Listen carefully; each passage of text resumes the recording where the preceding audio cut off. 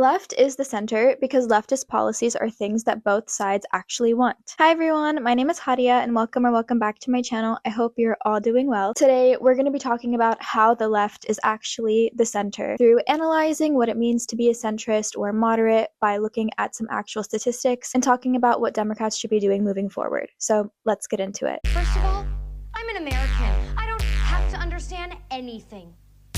Haven't you heard, bitch, I'm everything. You girls wish you could fit in. A lot of people will tell you that the best way to win elections is to win over both sides of the aisle, and the best way to do this is to be moderate or to be a centrist. But in reality, what ends up happening is you have a bunch of Democrats or people who lean left pandering to the right. This includes falling into the trap of culture wars, blaming marginalized communities for the issues that we face every single day, refraining from calling yourself a socialist or a democratic socialist and talking about how much you love capitalism. But this strategy has been happening for the past 20, 30 years, and it literally does not work for Democrats. And I think one of the biggest examples of this was obviously Kamala Harris's campaign and the 2024 presidential election. Despite this, Democrats have this obsession with being seen as moderates, and it is so frustrating. I think the biggest example of this was the 2020 presidential election with Joe Biden, specifically the 2020 Democratic primaries, where you basically had 10 different Democrats running for the Democratic nominee. This included people like Pete Buttigieg, Amy Klobuchar, Elizabeth Warren, Bernie Sanders, Joe Biden. And majority of these people positioned themselves as moderates, as people who could work with the opposite side of the aisle. Because the real reason why legislation wasn't getting passed, the real reason why there were so many issues in this country, was because we just weren't working with the right hard enough. And people like Bernie Sanders were pushing them too far away. That made them not want to work with us, not any other reason. And because we couldn't get them to agree with us, it's our duty to agree with them. But this is obviously harmful because right-wing policies are not good for us, and also Republicans don't care about working with us either. Newt Gingrich gave a speech back in like the 1980s before he ran for Congress and was like, hey, we need to be worse. He said that politics was a war for power and that Republicans needed to raise hell. And the Republican Party followed in line and essentially got Democrats to bend to their will. And that's how we got Trump in office in the first place. It's also why you have some pretty conservative Democratic presidents like Bill Clinton who actually raised the poverty rate for children, and partly why Hillary Clinton's campaign was so lame and why Bernie wasn't the nominee in 2020. Even though Bernie was winning in the primaries, if you don't know how it works, the Democratic primaries have 3 states that vote first, and then you have Super Tuesday, which is when a bunch of other states vote for who they want to be the Democratic nominee in the primaries, and then you get like the rest of the states on different days. It's really weird. I don't know why it works that way, but basically whoever leads in the beginning is supposed to be kind of like a representation of who's the most electable candidate and who we should run in the general election. Now, Bernie won all 3 of these states. He won Iowa, he won New Hampshire, and he won Nevada. But the issue with Bernie is that he's a democratic socialist who actually wants to make life better for Americans and has no corporate interest. And the establishment wing of the party obviously didn't like this. Their corporate overlords obviously didn't like this. So what they ended up doing was getting Obama to call every single person who was running in the primaries, telling them that they needed to step down and endorse Joe Biden because it was Biden's turn to win, and also because Biden was the more electable candidate because he was the most moderate. This kind of propaganda and this kind of messaging was spread throughout the rest of the Democratic base, where you heard people on CNN and MSNBC saying that Bernie couldn't beat Trump in the general election. We needed someone who was actually more electable, and that person was Biden because he was more of a centrist. He was more moderate.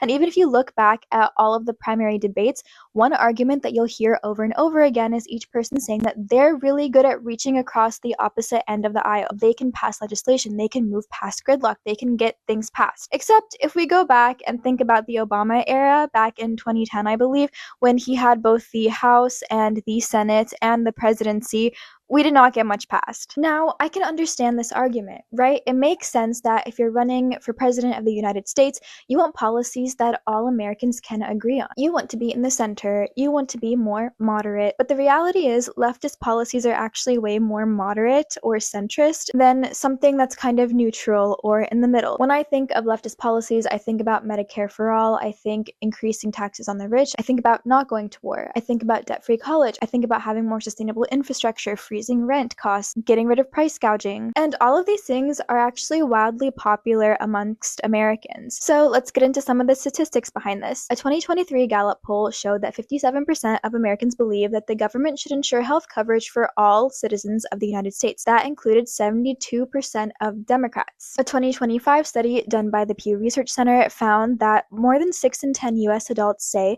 that tax rates on large businesses and corporations should be raised. This included 81% of Democrats and Democratic-leaning independents, along with 43% of Republicans and Republican leaners. This means that leftist ideas like healthcare for all and increasing taxes on the rich are actually incredibly popular with both the more moderate wing, which means independents, but also with, again, majority of Democrats and a good portion of Republicans. I think America's stance on Israel is another great representation of a leftist idea where people are rejecting Zionism.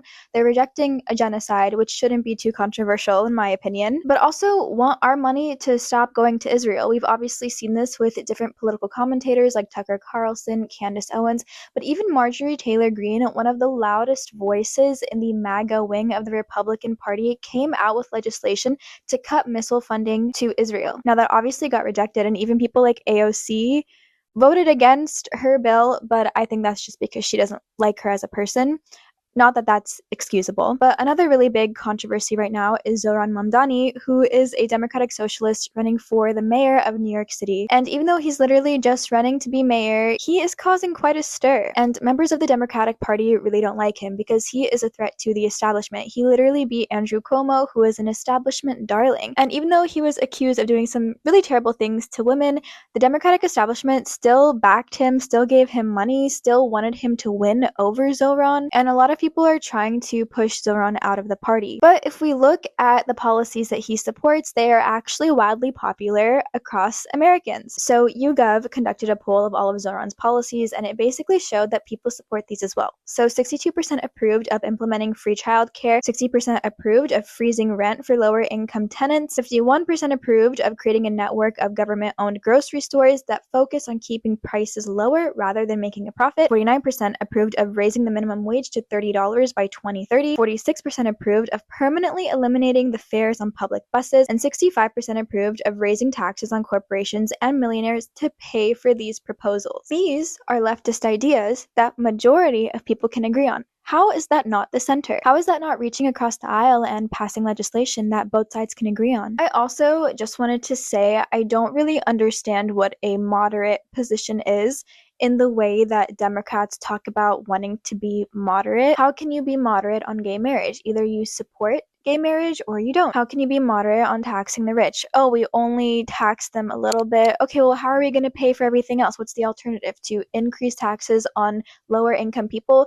That logically doesn't make any sense. How can you be moderate on that issue? How can you be moderate on the environment? Either you take care of it or you don't. How can you be moderate on war? Either you support the military industrial complex or you don't. You can't just kind of fund it. How can you be moderate on schools? Either you believe everyone should have equal access to education or you don't. It just doesn't make sense to me because these issues really are all or nothing issues. And these are issues that people feel strongly about. That's why we have single issue voters. That's why it's so easy to win over specific demographics of people by talking about very specific issues, because everyone is all or nothing. No one really is in the center. And like I said before, if the center can be defined by issues that both sides of the aisle can agree on, then how come these leftist policies are not being considered the center? That's why people like Bernie Sanders are so successful. That's why people like Zohran is so successful.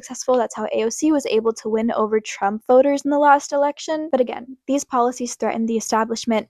They threaten the hierarchy that we live in. They threaten capitalism's bottom line. And that's an issue for both Democrats and Republicans. And that's why for them, being moderate means supporting legislation that doesn't really do anything but help the corporate bottom line. Now, obviously Democrats know this, but they're not going to do anything about it because everybody is beholden to money and corporate interests. So here I am speaking into the void, talking to a wall. But one thing that I find so fascinating is that Obama recently gave a speech to Democrats. Now, this was, I think, a fundraiser event. So this speech was basically only for people who paid to see the speech, but someone had leaked it where Obama essentially, it was like, you Democrats need to fight harder. You need to be doing more. You're not doing anything. Also, you need to be taking in the abundance agenda. And the abundance agenda is the bane of my existence. Let's get into why I hate it so freaking much and why neoliberals are the dumbest freaking people on the planet and need to shut up.